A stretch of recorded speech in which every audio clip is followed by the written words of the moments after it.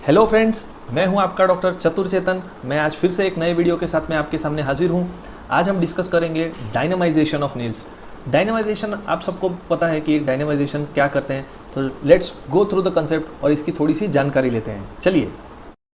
तो friends, dynamisation का मतलब होता है cyclic micromotion under progressive axial loading. यानी कि जैसे हम लोग नेल, अगर बोन में हमने नेल डाल के उसको लॉक कर दिया तो ये रिजिड लॉकिंग हो गई, इसे स्टेबिलिटी मिल गई। लेकिन अगर फ्रैक्चर एंड्स नज़दीक है बट पूरे जुड़े हुए नहीं है, वहाँ कुछ गैप है, 0.5 mm का गैप है, 2 mm का गैप है, तो क्या होता है, कई बार कंप्रेशन ना होने की वजह से नेल को तो हमने लॉक कर दिया तो बोन एंड्स जो है वो लॉक हो गए, अब वो पास में नहीं आ सकते। कैलस थ्रो हो रहा है लेकिन पूरा कैलस ब्रिज नहीं कर पा रहा। ऐसे वक्त डायनामाइजेशन का कंसेप्ट काम में आता है, जिसे हम बोलते हैं कि permitting cyclical loading under progressive loading. इसमें जो माइक्रोमोशन जो होना है, साइक्लिकल माइक्रोमोशन, साइक्लिकल का मतलब है पास में आना, दूर जाना, पास में आना, दूर जाना, पास में आना, फिर ये फ्रैक्चर चिपक जाएगा। तो ये हो गया माइक्रोमोशन की वजह से विथ प्रोग्रेसिव एक्सियल लोडिंग, जब पेशेंट वेट बियर करेगा तब। लेकिन ये कैसे पॉसिबल है वो मैं आपको बताता हूँ। दो चीज़ इसमें देखनी है हमको कि कैसे करते हैं। अब नेल में एक एंड पे है ओवल होल राउंड होल और दूसरे एंड पे भी है ओवल होल राउंड होल, या तो सिर्फ कभी राउंड होल भी हो सकते हैं डिस्टल एंड्स पे, स्पेशली टिबिया में। फीमर में भी वैसा ही है, प्रॉक्सिमल जो होल्स है एक ओवल होल राउंड होल और नीचे 2 राउंड होल रहते हैं, या कभी ओवल भी रहता है। तो आपको राउंड होल को हम कहते हैं स्टैटिक लॉक, ओवल होल को कहते हैं डायनामिक लॉक। क्यों डायनामिक है? जब हम इसे लॉक करते हैं तो वो राउंड होल के नज़दीक वाले इसमें स्क्रू जाता है।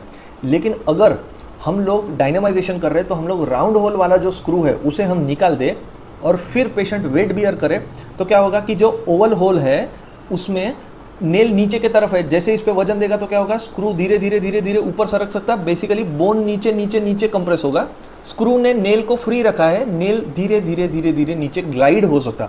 नेल और बोन नीचे ग्लाइड होंगे, स्क्रू ऊपर की तरफ चला जाएगा। तो आप 3 महीने बाद अगर एक्सरे लेंगे तो उसमें स्क्रू जो नीचे था वो आपको ऊपर की ओर दिखेगा। डायनामाइजेशन के बाद में आपको इसके लिए राउंड होल वाला स्क्रू निकालना है, and that too away from the fracture, not near to the fracture. क्यों नियर टू द फ्रैक्चर नहीं? क्योंकि दैट विल प्रोवाइड इनस्टेबिलिटी। यहाँ पे फ्रैक्चर है, आप यहाँ वाला स्क्रू निकाल देंगे तो अनस्टेबल हो जाएगा फ्रैक्चर। इसकी जगह पे आप क्या करिए, ऊपर वाला स्क्रू निकालिए, राउंड होल वाला निकालिए, ताकि ये ओवल वाला रहने देंगे तो वो वही डायरेक्शन में एक्सियल लोडिंग, जब पेशेंट वेट बियर करेगा तो माइक्रो मोशन परमिट होगा। दूसरी बात, कब करना है, इसके लिए बहुत सारी रिसर्च हो चुकी, बहुत सारे टाइमिंग के बारे में कुछ लोगों ने बोला कि बहुत डिलेड भी किया तो भी चलता, तो भी अच्छा है। मैं आपको जो सबसे recent systemic Meta analysis review होने के बाद की आपको चीज़ बता रहा हूँ, इसे हम करते हैं डिलेड यूनियन में। डिलेड यूनियन कब कहा जाता है? जब फ्रैक्चर आफ्टर 3 मंथ्स भी हमको पूरा यूनाइट नहीं हो रहा है और पेशेंट को फिर भी हल्का सा दर्द है। देखिए, हल्का दर्द रहना is a uniting fracture. Patient ने बोला बिल्कुल दर्द नहीं है और फ्रैक्चर गैप दिख रहा, तो be cautious, it may be non union. ठीक है, तो अब क्या हो रहा है, इसमें कैलस फॉर्मेशन थोड़ा थोड़ा हो रहा है लेकिन पूरा ब्रिज नहीं किया। 3 महीने हो गए, हमको भी थोड़ा डाउट हो रहा, सही तो हुआ, थोड़ा सा गैप है, क्या करना चाहिए? ऐसे वक्त आप डायनामाइजेशन करिए। नहीं करेंगे तो नेल पे वेट आके आके आके क्या होगा, स्क्रू ब्रेक करेगा और वो पूरा अंदर नीचे घुस जाएगा। तो ये चीज़ को हम लोग कंट्रोल्ड करने के लिए क्या कर सकते हैं, आराम से अगर हम थोड़ी सी जगह दे दें नेल को सिर्फ स्लाइड होने के लिए, that would be a better idea rather than nature taking its own course.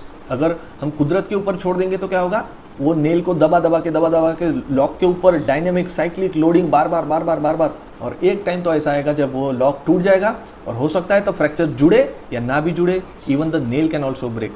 इसलिए हमको कब करना है, डिलेड यूनियन में करना है। डिलेड यूनियन कब बोला जाता है? 3 to 6 मंथ्स में।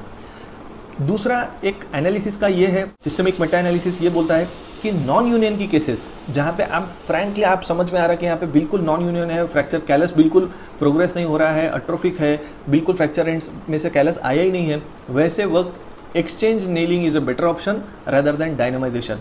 Even in cases of frank non union, जहाँ पे नॉन यूनियन अगर डिफाइन हो रहा है तो डायनामाइजेशन का इफेक्ट बहुत कम होता है और एक्सचेंज नेलिंग आपका बेटर ऑप्शन है। तो फ्रेंड्स, इतना ही था डायनामाइजेशन के लिए। अगर आपको इसके बारे में कुछ अच्छी जानकारी मिली तो वीडियो को लाइक, शेयर, सब्सक्राइब करें। आपका एक्सपीरियंस और कुछ इसमें ऐड करने का चांस देता है, प्लीज़ कमेंट बॉक्स में लिखें ताकि मैं वीडियो और अपडेट कर सकूं। Thank you.